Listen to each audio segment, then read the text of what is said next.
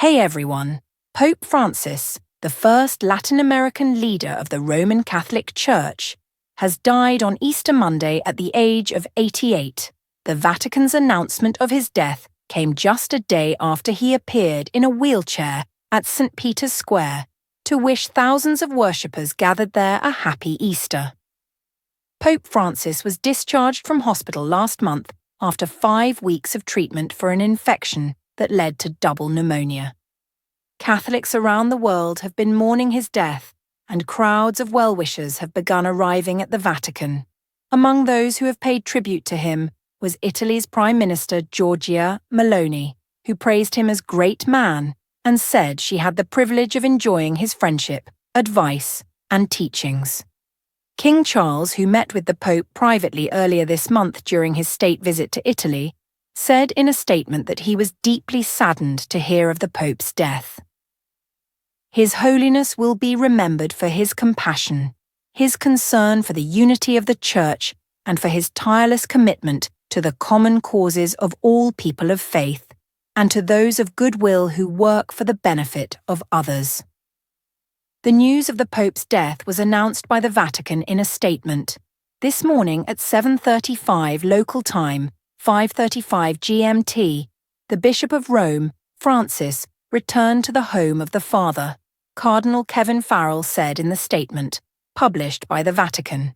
He taught us to live the values of the Gospel with fidelity, courage, and universal love, especially in favor of the poorest and most marginalized, he continued, with immense gratitude for his example as a true disciple of the Lord Jesus.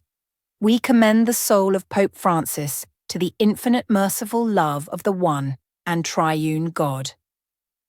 The acting head of the Church of England, the Archbishop of York, described him as a holy man of God, who was also very human.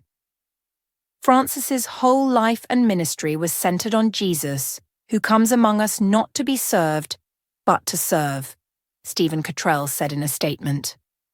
Rest in peace, Pope Francis. May God bless him and all who loved him. US President Donald Trump wrote on social media. Trump's Vice President J.D. Vance, who met the Pope on Easter Sunday, said his heart goes out to Christians. I was happy to see him yesterday, though he was obviously very ill, he said. The governing of the Catholic Church will now be handled by the College of Cardinals, its most senior officials, until a new pope is chosen in an election known as conclave. Later on Monday, Pope Francis's body will be moved to the chapel of Domus Sanctae Marthae, the guest house inside the Vatican where he had lived since becoming pope, unlike his predecessors who lived in the papal apartment in the Apostolic Palace. At 2000 hours, 1800 hours GMT, the cardinal whose task it is to handle the transition over the coming days will preside over the confirmation of Francis's death as well as the placing of his body in a coffin. That is the role of the Camerlengo, Cardinal Kevin Joseph Farrell. He will be joined by the Dean of the College of Cardinals, Cardinal Giovanni Battista Re, and Francis's family. Pope Francis was last seen on Sunday in his wheelchair, waving from the balcony of St. Peter's Basilica to cheering crowds. Dear brothers and sisters, happy Easter, he said.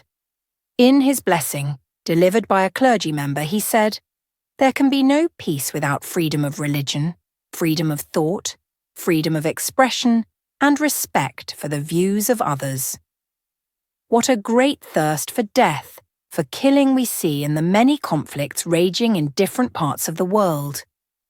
The Pope had struggled with his health in recent months, having spent 5 weeks in hospital with pneumonia in both lungs.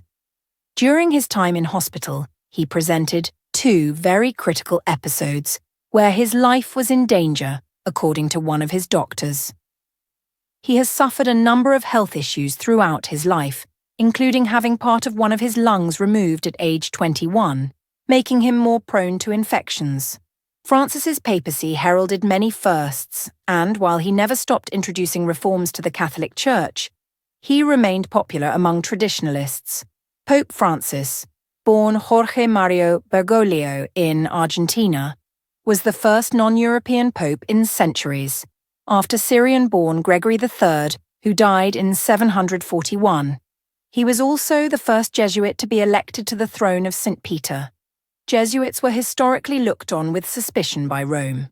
Francis's predecessor, Benedict XVI, was the first pope to retire voluntarily in almost 600 years, and for almost a decade, the Vatican Gardens hosted two popes. Benedict XVI was the first pope to retire voluntarily in almost 600 years, and for almost a decade, the Vatican Gardens hosted two popes.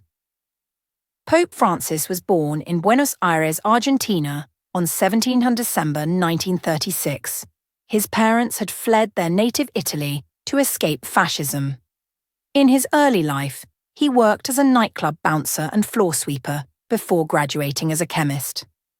Ahead of becoming the head of the Catholic Church in 2013, he presented himself as a compromise candidate by appealing to conservatives while attracting the reformers with his liberal stance on social justice.